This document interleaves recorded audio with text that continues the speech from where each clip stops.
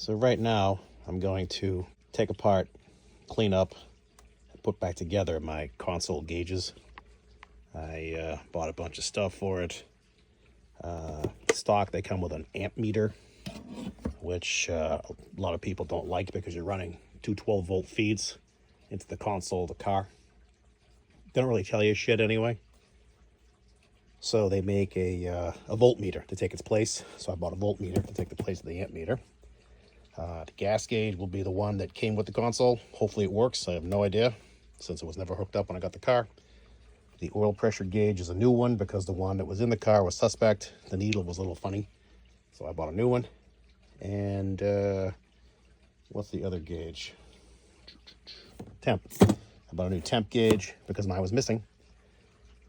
So I took it apart to clean everything up, made some notes about what goes where, and hopefully I can put it back together again. And I have my new console harness right here, and follow along while I try to make this all work. So here I've cleaned everything up as best it'll come, taking these little gauge holder panels out, clean them up and put them back in. There's a couple of screws that hold them all in. I need to put one more in here and one there. But I want to show you this wire. It bridges this plate to this plate. I'm assuming it's a ground connection, and then this plate has a ground strap back here that goes to the floor of the car. I clean them up, put dielectric grease on them so they won't corrode again. And that should make everything ship shape, I hope. The fuel pressure gauge and oil pressure gauges are mounted. The oil pressure gauge is pretty simple. It's just got a square at the back of the gauge that locates in the hole. And you put a big nut on it. And then the fuel pressure gauge, the gas gauge, has an insulator that goes around the studs. One of the studs is sending unit. One of the studs is probably power, I'm assuming, because the sending unit is the ground. And the third stud is just your mounting stud. At the back of the gauge, at the base of those studs, is two plastic washer kind of things that are molded in. They fit into recesses in this panel, so the studs cannot touch the metal panel, which is kind of cool. And then these two leads, they index in with these little cutouts right here. There's some latitude to how far they can move, but just move them enough so that the V-shaped plug plugs into them. And this is the V-shaped plug I was talking about, this guy right here.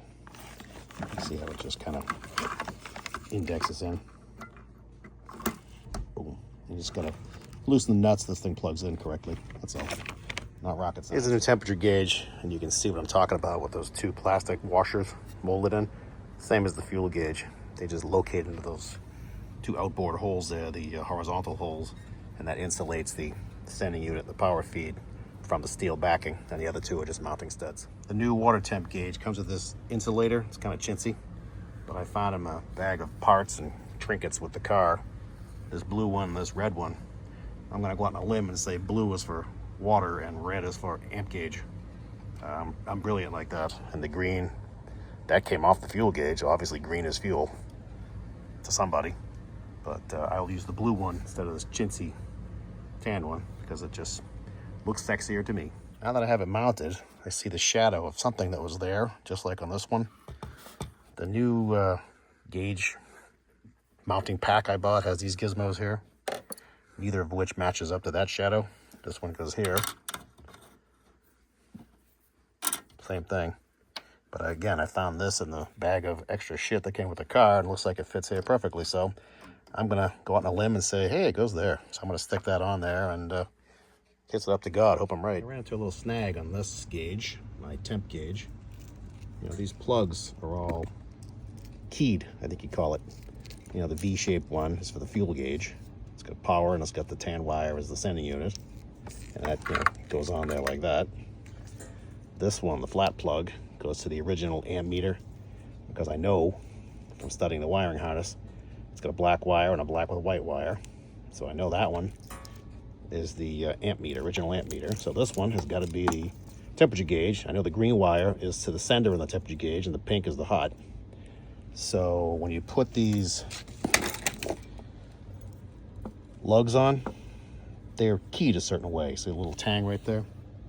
They go into little tangs in the insulators, just like I showed you on this one. But none of the ones I have, you know, I bought the kit to mount the gauges. None of the ones I have line up right. I can't get it to fit this T-shaped setup. So I gotta get a little creative. I don't know why, and I didn't have an original temperature gauge, so I don't have the original tangs to go to it. I mean, I looked through this pile of shit that came with the car, make sure I didn't miss it, but I don't think it's here. So I'm gonna have to take one of the new ones and make it work. So stand by. All right, we conquered that one. This one, I managed to pull one out of my bag of tricks here, and it's the horizontal prong. This one I had to re-drill. There was a hole right there originally. I just drilled it over a little bit, and it seems to do the trick. This is the plug for the temperature gauge. The green leg is the sender, the pink leg is the hot. And when I had this thing apart last time, I noticed the gauge was marked sender right there, ground, hot, and mounting stud. So I made sure I oriented it correctly. And now this guy just pushes on, sweet as you please. Boom, and live happily ever after. It probably was supposed to be 90 degrees from the factory. It's a teeny bit off, but as they say, nothing fits like OEM GM shit. So this one is conquered. So let's move on to the last one. So as I said before, these cars originally came with an amp meter, or an ammeter, whatever you want to call it. And that has two lugs that get fed 12 volts from, one comes from the battery, I believe, and the other one just comes from the wiring harness in the car. It's supposed to tell you the difference between battery voltage and the car voltage, I guess. I don't really understand it. Doesn't sound very usable. I think all it will tell you is if you're charging, it'll show you like the load on this thing, or that it's, you know, charging like crazy, like, For what I read, they really didn't do a good job. So a lot of guys put in this voltmeter. It actually tells you voltage, which is a lot more useful. At least in my mind it is. So the difference is, this gauge now, if I look at the lugs in the back, like I said, this just had a hot and a hot, which is weird. And a lot of guys don't like having two red hots in the in the interior under the console. You know, I guess car fires have occurred because of this. Maybe they're just paranoid, whatever. They got me paranoid now too. So I went to a voltmeter, and this voltmeter is positive on this side, ground on this side, mounting stud on this side. The way I understand it, once you mount it in the cluster, you just take the hot off the temp gauge and run a jumper over to it, and then the ground is the ground, and that's it. That's all you got to do to it. So I don't need anything in the harness to power this thing. So I will just take this one here and tape it off or whatever. So let me get this thing mounted and see what I can do. One thing I didn't realize was that the ammeter has two vertical mounting studs, and I did not compute that this voltmeter has a vertical mounting stud, but two horizontal studs for the power and ground. So I had to drill holes in this thing. Haha, that was fun. But with my nifty math skills and careful layout abilities, I got it to actually work. So I drilled the holes. They're 15/64. That gives you the clearance for the plastic insulators. If I could hold it with my left hand correctly, you would see it is like perfect. I gotta deburr it and put this thing together. You know, this gauge is like 65 bucks or 70 bucks, whatever. And American Auto Wire sells a kit. It's the gauge, the wiring, this metal panel for $165. And I said, $165? Fucking thieves. Yeah, well, now I know why they do it, because they, you know, you get the whole panel. It's already pre-drilled and everything. Oops.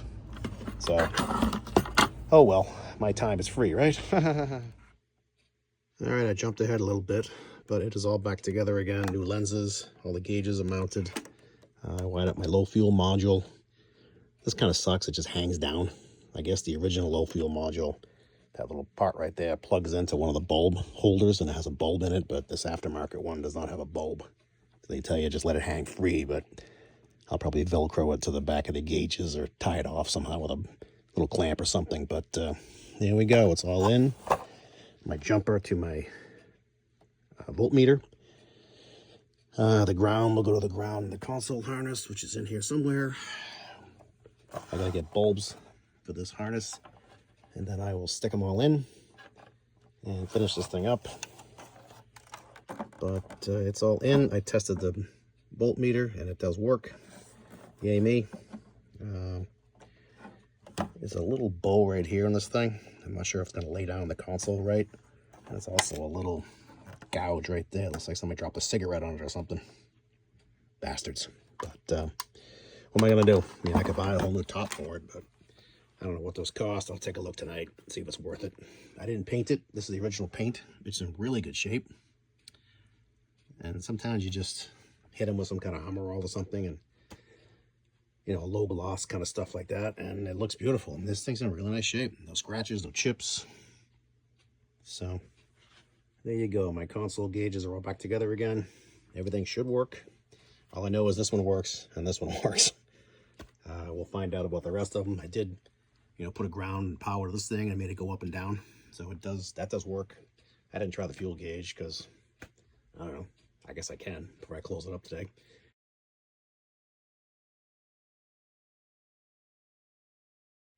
But I figure I'll plug in the car and see what happens then. So there you go. I hope this helped a little bit. I mean, I did skip around a little bit on this and I jumped to the end, but you know, it was dinner time. I had to eat, and now it's shower time, and I'm gonna take it easy the rest of the night. So hope you enjoyed watching this stuff. Hope your projects are going better than mine, and I will talk to you later.